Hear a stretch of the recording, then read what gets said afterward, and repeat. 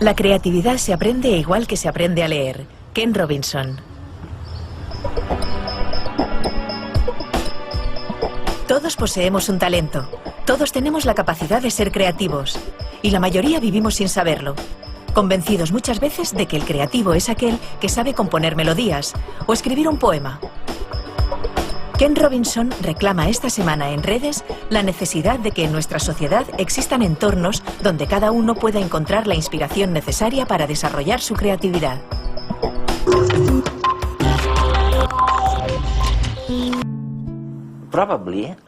Probablemente lo que sugieres es que no solamente debiéramos cambiar el sistema educativo, sino también las personas. El sistema educativo tiene que ser muy distinto, ok, pero las personas tienen que ser, un término que utilizas mucho y que me fascina, tienen que ser creativas, deben ser más creativas y no solamente asimilar más contenidos académicos en el cerebro, sino ser más creativas. Ahora, ¿qué significa esto? ¿Las personas no son creativas por naturaleza? ¿O son creativas? ¿Son distintas o tienen que elegir serlo o no serlo? ¿Cuáles son los secretos para ser creativo? Antes de responderte, déjame que añada algo sobre los retos a los que nos enfrentamos y que, en mi opinión, nos fuerzan a pensar de un modo distinto sobre la creatividad. Hay dos grandes fuerzas, la tecnología y la demografía. Y ahora la población ya no solamente se mantiene, sino que crece exponencialmente.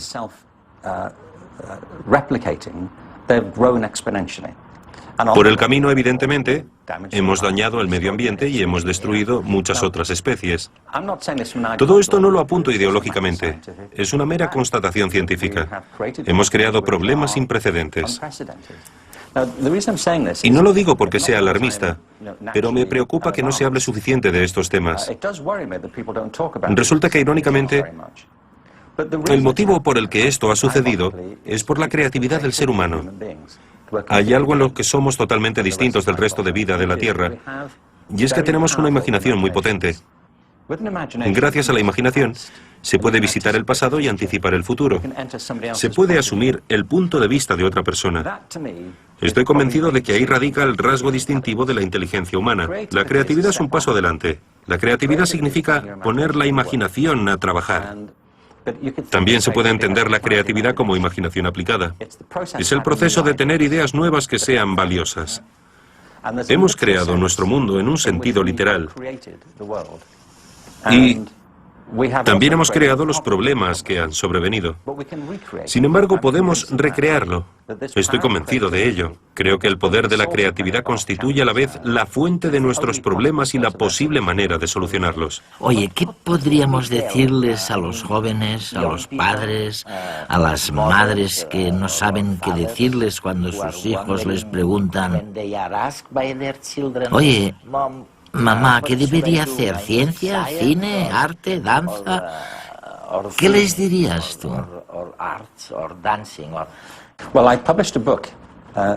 Publiqué un libro hace cosa de un año llamado El Elemento, Descubrir tu pasión lo cambia todo. Por ejemplo, en mi caso, hay algunas cosas que se me dan muy bien y otras que se me dan fatal. Simplemente se me escapan. No soy demasiado bueno con las matemáticas. Hay muchas cosas que no comprendo. No sé tocar ningún instrumento. Carezco de la paciencia necesaria. Sin embargo, para otras cosas tengo confianza porque se me dan bien. El elemento trata de esto, de la diversidad. Conoces la expresión, ¿verdad?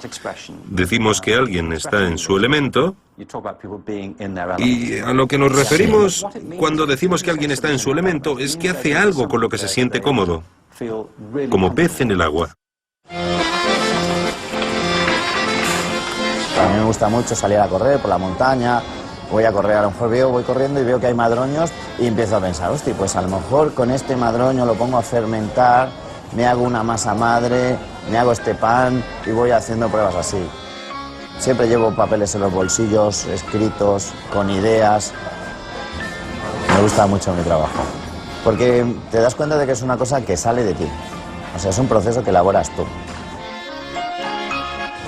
Pues en mi casa siempre hemos tenido negocio de hornos y haberlo comido siempre y vivido y haber dormido encima de los sacos cuando era pequeño. Y es un oficio, pero que es un oficio muy manual, muy artesano, que requiere mucha paciencia, mucho tiempo, constancia, también mucha constancia y observar. Creo e intento ser creativo. Al investigar, pues vas creando. Entonces, pues miras de crear, mezclar productos, mezclar sabores, mezclar técnicas. A lo mejor he comprado una canela en un sitio y me viene enzimáticamente diferente y me degrada el gluten a una acidez diferente que la que consumimos aquí normalmente. 1000 cosas que te hacen dar 10 veces ese paso y no llegar a pensar, estoy fallando porque hay muchos errores.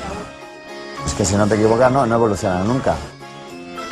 Yo voy a comer a un restaurante y miro el pan y paso por la calle, voy a un pueblo y me meto en la panadería, compro pan, si puedo y me dejan entro en el obrador, hablo con el panadero, intercambio, me gusta mucho hablar con la gente porque se aprende mucho hablando con la gente. Le echo horas mirando libros, le echo horas hablando con panaderos, le echo horas investigando, le echo horas mientras duermo. No se puede desvincular. Añadiré algo más. Estar en tu elemento me parece que implica dos cosas, no solamente una. En primer lugar, estar en tu elemento significa que haces algo que comprendes de manera natural, para lo que tienes aptitudes. Pero estar en tu elemento es más que eso, porque conozco a muchas personas a las que se les dan bien cosas que no les gusta hacer. La clave es la pasión. Para estar en tu elemento, tiene que encantarte lo que haces. Si algo te encanta, si algo te apasiona y encima se te da bien, como decía Confucio, nunca vuelves a trabajar porque vives la vida que te corresponde vivir. Te conviertes en tu yo más auténtico. Para mí este es el kit de la cuestión. Sabes que estás en tu elemento cuando se te altera el sentido del tiempo. Creo que al final, y en esto se basa lo que digo, si nos replanteamos la metáfora de cómo vivimos, al final todo es energía. Es tan simple como eso. Es una de las grandes nociones de la física y también del budismo. La vida es simplemente energía. Cuando nacemos, nacemos con una chispa de vida que cuando morimos se extingue. No sé si va a algún otro lugar. Hay quien espera y cree que sí. Pero lo que sí sabemos es que mientras respiramos y vivimos, la energía es lo que nos mantiene. Sin embargo, la energía no es algo fijo. Creo que la energía varía mucho en función de lo que hacemos. Algunos mirarán tu agenda y pensarán, ¿cómo lo hace? Ese ritmo acabaría conmigo. Pero tú obtienes energía con eso. Te carga las pilas. Otros se pasarán el día meditando y tal vez los observes y pienses, ¿cómo lo hacen? Yo me moriría de aburrimiento. Pero de ahí es donde sacan ellos su energía. Así que la respuesta a un padre que quiere saber qué aconsejarle a su hijo es que lo observe primero. Que no mire al mundo que le rodea, sino al niño o niña primero, para ver qué le inspira, qué capta su atención, quién es, cuáles son las cosas que le entusiasman, cuáles son las cosas por las que se siente atraído o las cosas que le provocan rechazo. Los seres humanos somos únicos. Somos capaces de componer canciones, de escribir novelas, de rodar películas, de crear, de inventar nuevas vidas, de soñar ciudades, edificios. De hecho, vivimos en un planeta completamente imaginario, en el que todo lo que nos rodea, incluso la ropa que llevamos o lo que comemos, no es más que el producto final de una idea que surgió de la mente de alguien. Existimos porque imaginamos. Y cuando desenredamos la capacidad de imaginar de nuestras neuronas y la ponemos a trabajar, somos capaces de crear, de avanzar, de tirar adelante nuevos proyectos, de resolver un problema, de afrontar nuevos retos. Aunque a veces nos equivoquemos, porque tropezar a menudo nos conduce a una buena idea. ¿Te puedo dar un ejemplo procedente de mi libro? Hay muchos, pero uno de ellos es el de un hombre que ahora es un gran amigo mío. Es un tipo fantástico. Se llama Bart Conner. Bart Conner tiene ahora 40 años y vive en Oklahoma. Ahí le conocí. Cuando tenía 6 años, descubrió que podía andar sobre las manos con la misma facilidad con la que andaba sobre los pies. ¿Ah, sí? Así que empezó a hacerlo. Luego descubrió que podía bajar y subir escaleras andando sobre las manos con la misma facilidad que si estuviera de pie. Nadie más podía hacerlo, pero él sí, y no le servía para mucho. Aunque era muy popular en las fiestas. Constantemente le invitaban. Claro. Su madre se lo estuvo planteando.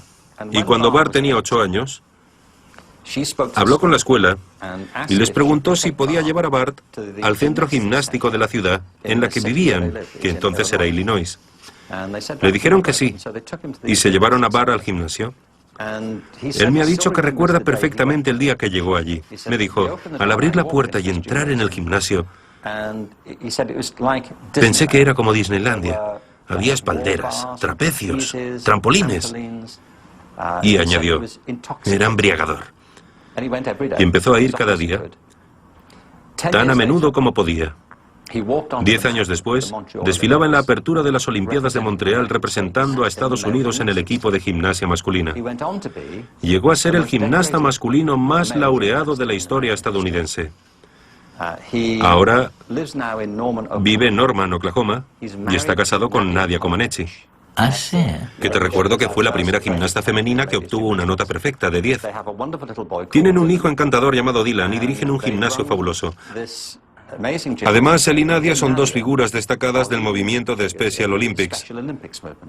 Entre ambos han ayudado a sacar a la luz las capacidades atléticas de millones de atletas con necesidades especiales. Bien, hay 2 cosas que querría decir al respecto. La primera es que la madre de Bart, cuando su hijo tenía 8 años, Tenía razón. le podría haber dicho a Bart, basta ya del numerito de las manos. Para, resulta molesto, deja de hacerlo. Dedícate a lo que tienes que hacer. Deja de jugar. Basta, concéntrate en tus deberes y acábalos. Pero no lo hizo, porque se dio cuenta de que ahí había algo que para él era importante, que formaba parte de quién era. Los niños lanzan estas señales todo el tiempo. Lo segundo que quiero apuntar es que, aunque la madre de Bart le animó, jamás podría haber anticipado la vida que tendría. No podía saber, cuando le llevó a ese gimnasio de Illinois, que ganaría la medalla olímpica. Se casaría con Nadia Comaneci y ayudaría a millones de atletas con discapacidades. ¿Cómo podía saberlo? No lo sabía, porque la vida no funciona así. La vida es orgánica y creativa. Creas tu vida a partir de tu imaginación, de tu temperamento y de las oportunidades que generas, las que aprovechas y las que dejas pasar. Estar vivo, en mi opinión, es un proceso creativo y, como en todas las formas de vida, si puedes crear tu vida, puedes recrearla. Por tanto, lo primero realmente es elegir adecuadamente el medio, el elemento, y luego conectar con la pasión que siento cuando estoy en este elemento, ¿no? Eso es lo que me estás diciendo. Sí. ¿Cuál sería el segundo secreto de la creatividad? Mencionas en algún lugar la capacidad de control. De control. ¿Qué quieres decir? Bueno, ¿controlar tu profesión? ¿Controlar tu vida? la creatividad es un proceso muy práctico.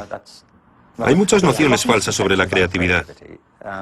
Una de ellas es que todo se basa en dejarse ir, que ser creativo es hacer cualquier cosa que se te pase por la cabeza. Yo defino la creatividad como el proceso de tener ideas originales que aporten valor. Para ser creativo hay que hacer algo. Y esto significa que hay que trabajar con algo. Se puede ser creativo con cualquier cosa. Puede ser un matemático muy creativo y también puede ser un químico creativo, un entrevistador creativo, un profesor creativo, un académico creativo, un músico creativo. Puede ser creativo con cualquier cosa que implique inteligencia, pero para ser creativo hay que poder con el tiempo controlar los materiales con los que trabajas para obtener los efectos que te interesan y seguir el camino que te fijes.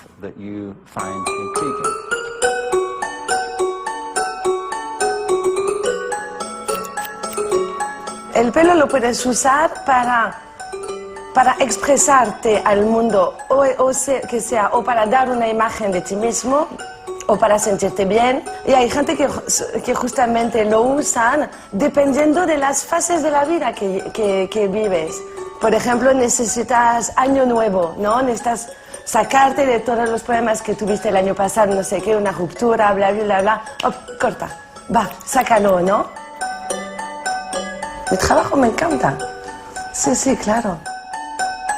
Lo supe muy joven, pero bueno, no pude, mis padres no estaban de acuerdo con eso. Lo empecé bastante tarde, ¿no? Lo empecé a los 24. Lo que me gusta era el hecho de tener un conocimiento muy fuerte sobre una sabiduría, una técnica muy fuerte. El contacto con el cliente, que es mágico. El cliente me dice lo que quiere. Yo veo cuáles son las posibilidades reales del pelo. Y luego me toca también sacar, no sé, proponerle algo más, intentar verlo, ¿sabes? Me tomo tiempo para intentar entender quién es la persona, ¿no? Le pregunto, no sé, ¿tú qué trabajo haces? ¿Vives en pareja? ¿Cómo te va la vida un poco? Este revela un tipo de carácter frente a la vida que yo tengo que ver si aquí me puedo pasar o no. Sé que habíamos hablado de algo aquí, pero el tema es que yo lo he visto un pelín más corto. No quiero saber si... ¿Vamos? Sí. ¿Sí? Sí. Venga. Donc aquí me arriesgo, aquí me pongo en peligro un poco. Es este momento yo tenía la sabiduría de pillar este momento y luego crear a partir de eso. Esta noche me desperté a las 5 de la mañana y vi su corte. Hace una semana tenía una idea, pero esta noche, bueno, me surgió. Y este es el momento, voilà, de la creación. Este es.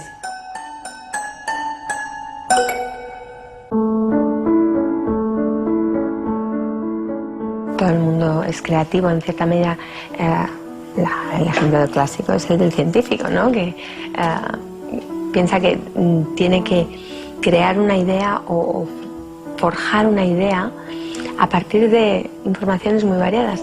En ese aspecto es igual que el proceso creativo, por ejemplo, en un escritor, ¿no? Quizás los elementos, las herramientas que utiliza son diferentes que en un pintor o que en un músico, pero finalmente es un proceso igual de creativo. Para poder tener una idea genial o una idea nueva, tienes que tener unos conocimientos básicos, porque si no, no surgen las ideas. Tú necesitas tener una serie de herramientas o de elementos, igual que el pintor tiene su paleta de colores, que te permitan de repente ver las cosas de una forma diferente, ¿no? Los momentos de inspiración normalmente no vienen cuando estás estudiando ahí o haciendo el experimento, sino que de repente surgen pues al cabo de mucho tiempo o de haberlo pensado de muchas formas, de repente te inspiras, ¿no? Cuando tú estás muy focalizado, tienes la atención muy focalizada en determinadas informaciones, estás favoreciendo la acción de uno de los sistemas, de nuestros sistemas de neurotransmisión, que es el sistema noradrenérgico, ¿no? Y ese sistema muchas veces te impide, digamos, establecer esos procesos asociativos, porque lo que hace es focalizar la atención y lo que necesitas es que la atención se disperse un poco para poder entonces establecer ese diálogo, ¿no?, entre las diferentes áreas del cerebro, entre las diferentes informaciones que has recibido. ¿Te gusta tu trabajo, Mara? Sí, me encanta, claro. Quizá lo que más me apasiona es el descubrimiento, ¿no? El de repente ver algo que nadie ha visto, de repente observar, hacer una observación que además puede tener un impacto y una relevancia y puede ayudar a la gente, ¿no? Llegar a entender y a conocer el porqué de nuestras emociones, de nuestros sentimientos, de nuestras ideas, de nuestras capacidades, me parece apasionante. Es que la dedicación en un científico es prácticamente full time. O sea, uno no se hace científico, es científico. Es una forma de ser, es una forma de estar y es una forma de vivir. Para mí es muy importante que que la ciencia se desarrolla en torno a preguntas científicas y para resolverlas pues necesitas unas técnicas u otras, pero lo que intentas es contestar una pregunta y eso es un proceso creativo en sí mismo. Eso requiere ser original, mezclar ideas y finalmente hallar esa respuesta nueva, ¿no? Y diferente.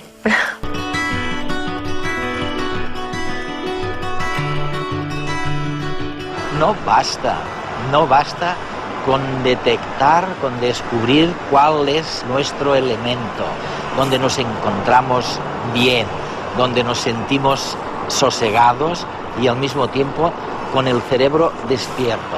No basta, hace falta además meterle pasión, la pasión que ponen estos surfistas en controlar su elemento, en controlar su medio. Y en España y en muchos países a veces lo que olvidamos es la necesidad de esta disciplina, de este esfuerzo para controlar el elemento que uno ha descubierto como lo que le importa, lo que le interesa.